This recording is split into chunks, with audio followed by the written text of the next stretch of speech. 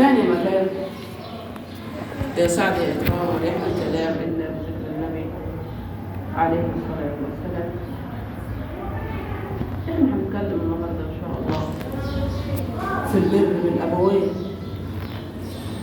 يعني إزاي نعامل أبويا وأمي بما يرضي الله، لأن الرسول عليه الصلاة والسلام قال إيه؟ قال بروا آباءكم، سيبيها بعلم تبركم أبناءكم.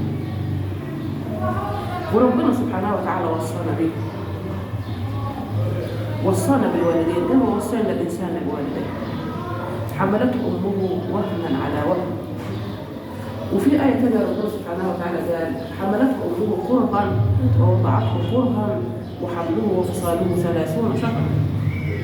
وربنا سبحانه وتعالى قال في القرآن وقضى ربك ألا تعبدوا إلا إياه وبالوالدين إحسانا إما يبلغن عندك الكبر أحدهما أو كلاهما فلا تقل لهما أف ولا تنهرهما وقل لهما قولا كريما واخفض لهما جناح الذل من الرحمة وقل رب ارحمهما كما ربياني صغيرا.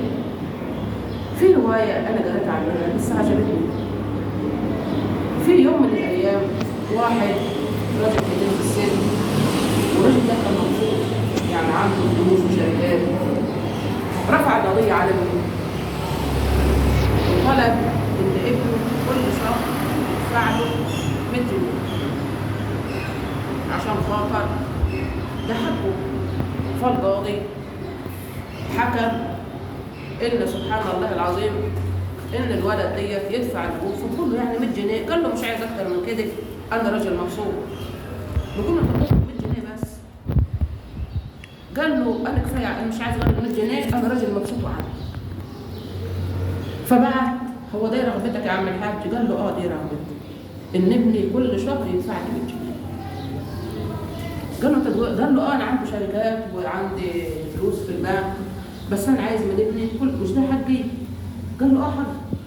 فبعت لابنه قال له والدك رافع عليك دعوه بان انت تدفع لي كل شهر 100 جنيه. قال له ابويا ده عنده مصانع وعنده شركات وعنده فلوس كتير في البنك. قال له دي رغبة أبوك. قال له يا عم أنا موافق على إيه ندفع لأبويا كل شهر 100 جنيه. إيه 100 جنيه؟ 100 جنيه دي بتعمل إيه يعني؟ فالقاضي بعد ما حكم للراجل والابن وافق نادى على الأب قال له تعالى أنا عايز نعرف أنت ليه مكلف نفسك ورافع القضية دي ودافع فلوس علشان خاطر 100 جنيه، مع العلم إن أنت بتقول إن أنا عندي مش محتاج. قال له سعادة القاضي، ده الكلام بدل اللي يزعل. قال له سعادة القاضي أنا عندي كتير فعل وابني بعيد عني وابني وحشني ونفسي نشوف، فأنا عايزه يجي لي كل شهر بال 100 جنيه دي، مش عشان خاطر 100 جنيه، علشان بيوحشني ونفسي نشوف. شايفين قسوة الأولاد على الأب. قال له أنا عايزه بس عشان نشوف، أنا عايزه يجي لي كده بال 100 جنيه عشان نشوف، أنا مش عايزه 100 جنيه، أنا عايزه يجي لي بيهم ويبقى مكلف من الحكومة إنه لازم يجي لي عشان نشوفه كل شهر مرة.